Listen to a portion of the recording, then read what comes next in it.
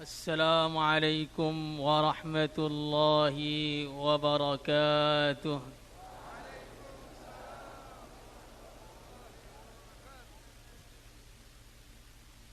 نحمده ونصلي ونسلم على رسوله الكريم وعلى آله وصحبه أجمعين، وبعد.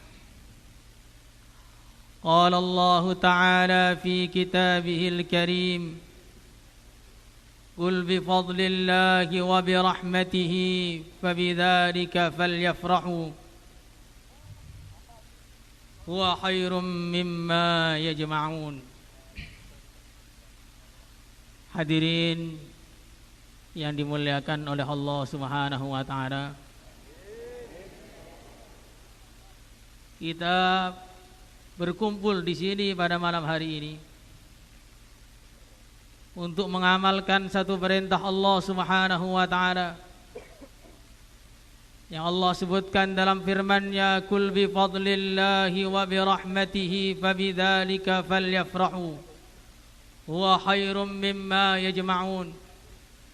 Katakanlah bahwa dengan anugerah Allah dan rahmat Allah hendaknya para manusia bergembira, dan tidak ada anugerah, tidak ada hadiah yang lebih besar, yang lebih mulia, yang lebih istimewa, yang lebih mahal harganya melebihi datangnya yang mulia Nabi besar Muhammad sallallahu alaihi wasallam.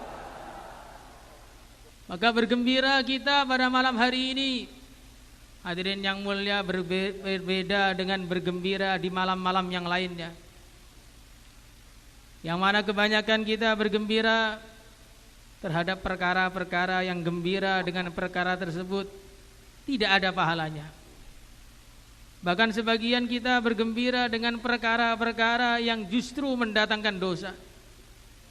Bahkan sebagian lagi justru bergembira dengan perkara-perkara yang akhirnya menjerumuskan dia ke dalam neraka untuk selama-lamanya. Maka marilah kita bergembira dengan sebenar-benarnya. Tampakkan kegembiraan kita, tampakkan keriangan kita, tampakkan kesenangan kita. Semakin kita gembira, semakin dapat banyak pahala pada malam ini, hadirin yang mulia. Manusia yang sempurna, yang tidak ada cacatnya, dari ujung sampai ujung rambutnya semuanya sempurna. Kalau orang-orang selain baginda Rasulullah sallallahu alaihi wasallam, kalaupun dia memiliki macam-macam kesempurnaan, macam-macam kelebihan, pasti kalau dicari ada saja kurangnya. Ada orang yang fisiknya sempurna, tapi ternyata otaknya tidak ada. Goblok. Ada orang lagi yang fisiknya sempurna, otaknya sempurna, nanti akhlaknya buruk sekali. Ada orang yang fisiknya sempurna, akhlaknya sempurna, ilmunya sempurna, tapi ternyata nanti orangnya pelit. Jadi macam-macam orang itu, walaupun kelihatannya sesempurna apapun, pasti ada kurangnya. Bahkan kebanyakan orang, kita perlu mikir bertahun-tahun untuk mencari satu kelebihannya. Bukan mikir mana kekurangannya, tapi kita mikir 10 tahun, 20 tahun, mana sih kelebihan orang ini, enggak ditemu. Baginda Rasulullah sallallahu alaihi wasallam mau dicari dari anak manapun tidak ada kurangnya. Sehingga dulu ayah saya rahimahullah, beliau pernah mengatakan, kalau orang imannya sempurna, namanya Sayyidina Abu Bakar. Kalau orang itu pengaturannya luar biasa sampai bisa membuat seluruh dunia tertata, namanya Sayyidina Umar. Kalau ada orang itu malunya istimewa, namanya. Kalau ada orang khutbahnya luar biasa, saya menyihir semua orang yang mendengarnya, namanya Sayyidina Ali. Kalau orang ilmunya itu luas bagaikan samudra, namanya Ibnu Abbas. Kalau orang doanya selalu dikabulkan oleh Allah Subhanahu wa taala, namanya adalah Sa'ad bin Abi Waqqas. Kalau orang itu begitu tampan, saya memikat semua orang yang melihatnya, namanya Dihyah Al-Kalbi. Tapi kumpulan dari semua itu namanya adalah baginda Rasulullah sallallahu alaihi wasallam. Tampannya sempurna, imannya sempurna, pengaturannya sempurna, rasa malunya sempurna, kedermawanannya sempurna, khutbahnya sempurna. Memang betul-betul tidak ada cacatnya. Maka saking kehebatannya beliau itu tidak bisa diungkapkan oleh kata-kata. Maka nabi-nabi yang terdahulu yang hebat-hebat itu mukjizatnya hanya satu bagian dari jutaan mukjizatnya baginda Rasulullah sallallahu alaihi wasallam. Kalau Nabi Musa alaihi salatu wassalam dulu beliau memukulkan tongkatnya kepada batu, keluar air dari batu. Maka baginda Rasulullah sallallahu alaihi wasallam bukan batu mengeluarkan air, tapi tangan mengeluarkan air. Kalau batu mengeluarkan air masih banyak, kalau tangan mengeluarkan air ini tidak pernah terjadi kecuali zamannya Nabi kita, junjungan kita yang mulia Nabi besar Muhammad sallallahu alaihi wasallam. Kesempurnaan beliau, para sahabat rela diputus lehernya demi cintanya kepada baginda Nabi. Hadirin yang dimuliakan Subhanahu wa taala. Kalau dulu Nabi Daud alaihi salatu wassalam mukjizatnya menjadikan besi-besi yang kokoh meleleh kena tangan beliau, maka baginda Nabi sallallahu alaihi wasallam punya mukjizat yang lebih ajaib lagi. Ketika beliau diserang oleh orang-orang kafir di Gunung Uhud, maka beliau masukkan kepala beliau yang mulia ke dalam batu, batu pun mencair karena kena wajah Rasulullah sallallahu alaihi wasallam yang mulia. Kalau kita dilelehkan itu banyak. Di tekstil-tekstil baja itu dengan panas sekian ribu besi bisa leleh, tapi nggak ada ceritanya batu bisa leleh. Maka batu bisa leleh itu lebih ajaib daripada mukjizatnya Nabi Daud alaihi salatu wassalam. Kalau dulu Nabi Isa alaihi salatu wassalam beliau mukjizatnya menghidupkan orang-orang mati, maka baginda Nabi sallallahu alaihi wasallam mukjizatnya, padahal nabinya sudah wafat 1400 tahun yang lalu, tapi cinta kepada Nabi tidak pernah padam di hati umatnya sampai hari kiamat.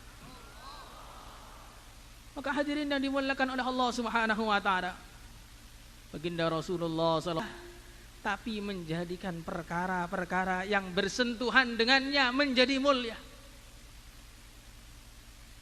Kota Mekkah Al-Mukarramah adalah kota yang dulu telah diziarahi, didatangi oleh semua para nabi. Bahkan sebagian riwayat mengatakan tidak ada nabi kecuali pernah datang untuk beribadah di kota Mekkah. Tapi ketika Allah Subhanahu wa taala bersumpah atas nama kota Mekkah, maka sumpahnya bukan dikaitkan, tapi sumpahnya dikaitkan dengan baginda Rasulullah sallallahu alaihi wasallam. La uqsimu bihadzal balad wa anta hillum bihadzal balad. Aku bersumpah atas nama kota ini karena engkau zaman, waktu Nabi ada di situ menjadi sebaik-baiknya waktu. Khairul quruni qarni, tsummal ladzina yalunahum, tsummal ladzina yalunahum. Maka seorang ulama mengatakan, wa zamanin anta hakimuhu zalama fihi minal iwaji. Zaman kok Nabi ada di situ, semua perkara yang enggak beres, semua penyelewengan, semua kesesatan, semua kemaksiatan hilang semua karena wujudnya, barokahnya yang mulia dan besar Muhammad sallallahu alaihi wasallam. Hadirin yang dimuliakan oleh Allah Subhanahu wa taala. Bahkan orang kalau sudah pernah melihat Nabi dan dengan kepada beliau, maka amalannya tidak bisa dikejar oleh siapapun yang hidup di dunia ini. Walaupun dia umurnya panjang seperti umurnya Nabi Nuh, dia amal terus gak akan bisa ngejarnya. Baginda Rasulullah Ibnul Mubarak, beliau ditanya oleh salah satu muridnya, Tuan, mana yang lebih mulia antara beliau? Sampai-sampai orang puter ke seluruh dunia sedekahnya itu. Kalau sekarang sudah masuk dompet. Saking makmurnya pada zaman beliau, orang-orangnya pada rukun semua. Sampai kambing pun gak pernah dimakan oleh serigala pada zaman beliau menjadi khalifah. Orang yang begitu hebat. Maka muridnya bertanya, wahai Tuhan, mana yang lebih mulia antara Umar bin Abdul Aziz dengan Muawiyah bin Abi Sufyan radhiyallahu taala anhu? Maka Abdullah bin Mubarak marah, kamu ini enggak paham. Kamu ini enggak paham. Sahabat Nabi itu enggak bisa dikejar oleh apapun. Sungguh satu debu yang nempel di kudanya Muawiyah ketika dia bersama Rasulullah lebih baik dari ratusan Umar bin Abdul Aziz. Maka hadirin yang dimuliakan, itu baru debunya. Bagaimana dengan orang yang nunggang kudanya? Itu baru orang yang nunggang kudanya. Bagaimana dengan orang yang ditemaninya? Yaitu junjungan kita yang mulia Nabi besar Muhammad sallallahu alaihi wasallam. Maka kalau kita ini pengen jadi orang-orang mulia, pengen jadi orang-orang istimewa, dekatkanlah diri kita subhanahu wa ta'ala. Baginda Rasulullah sallallahu alaihi wasallam bukan hanya istimewa, menjadikan semua perkara yang bersentuhan dengannya istimewa, tapi baginda Nabi sallallahu alaihi wasallam juga orang yang paling berjasa dalam kehidupan kita, melebihi semua manusia ada. Kalau seandainya Nabi tidak diutus, Nabi tidak mau dakwah, Nabi tidak mau berdalam pengorbanan perjuangannya, maka tentu hari ini kita bukan duduk di sini menyembah Allah, tapi kita akan duduk di depan pohon nyembah pohon. Kita masih akan bertengkar antara satu sama lain. Kita akan bermusuhan sesama saudara, bahkan ayah membunuh anaknya, anak membunuh ayahnya. Tapi begitu Nabi datang, semua dunia berubah. Nabiyyun atanatin minar rusli wal autanu fil ardi tu'badu wa anzarana naran wa basyara jannatan wa 'allamana al-islam fallaha nahmadu. Nabiyyun atana ba'da ya'sin wa fatratin minar rusli. Seorang nabi yang telah mendatangi kami, kata Hasan bin Zabit. Seorang nabi yang telah mendatangi kami ketika telah waktu yang begitu lama tidak ada rusul. Wal authanu fil ardi tu'badu. Sedangkan di seluruh dunia orang nyembah berhala semua. Begitu Nabi datang, wa anzarana naran wa basyara jannatan. Beliau memberi peringatan kami kepada bahayanya neraka, memberi kabar gembira kepada kami tentang nikmatnya surga. Wa 'allamanal Islam, dan mengajarkan kepada kami agama Islam. Fallaha nahmadu, hanya kepada Allah kami memuji, dan kita harus bersyukur karena Allah telah mengirim sebaik-baiknya utusan kepada kita, yaitu yang kepada kita. Maka sungguh sangat aneh, sungguh sangat memalukan kalau umat Islam lupa kepada nabinya. Kalau seandainya ada orang datang kepada kita bawa permen, maka kita akan senang kepada dia dan tidak akan lupa dengan jasanya. Tapi karena permen satu ya, nggak lupanya itu 2-3 menit, kemudian menit keempat lupa. Kalau ada orang datang kepada kita membawa makanan, atau orang datang kepada kita membawa sejumlah uang, karena memang para perempuan itu ahli lupa dalam nikmat, bahkan sedang dikasih pun sedang lupa. Kalau ada laki-laki yang seperti itu, berarti laki-laki akhlak perempuan. Hadirin yang dimuliakan oleh Allah Subhanahu wa ta'ala, kalau ada orang datang kepada kita, memberikan kepada kita motor atau ya, kalau perlu sekian puluh tahun baru lupa. Kalau ada orang datang memberikan kepada kita rumah, tentu Masya Allah nggak lupa-lupa, apalagi emang nggak punya uang, tiba-tiba di rumah tingkat 2, kok bisa lupa? Ini laki-laki cap perempuan berarti. Maka hadirin yang mulia, baginda Nabi SAW bukan beri permen kepada kita, memberi makanan, bukan memberi minuman, bukan memberi motor atau mobil, bukan memberi rumah, tapi memberikan kepada kita surga. Dan bukan hanya memberi saja, Nabi tanggung jawab, siap mensyafaati umatnya, bahkan doanya pun disimpan untuk umatnya, biar umatnya nanti semua bisa masuk surga. Semoga termasuk kita semua. Maka para ulama mereka membuat syair, qara'na fid duha fasarra qulubana dzakal 'ata'u wa hasya ya Rasulullah tarda wa fina man yu'adzabu aw yusa'u. Kami telah membaca dalam surat Az-Duha, wala sawfa yu'tika rabbuka fatardha. Sungguh Allah Subhanahu wa taala akan memberikan kepada engkau sampai engkau ridha ya Rasulullah sallallahu alaihi wasallam.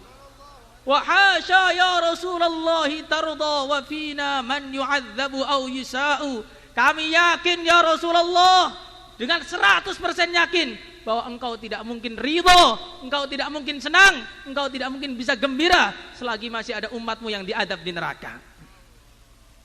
Maka hadirin yang dimuliakan oleh Allah Subhanahu wa taala, bagaimana kita pada malam hari ini menguatkan rasa cinta kita kepada beliau, memperbaharui lagi kegembiraan kita dengan kedatangan beliau, kelahiran beliau, dan bagaimana kita banyak-banyak membaca salawat pada malam hari ini. Allahumma shalli ala sayyidina Muhammad.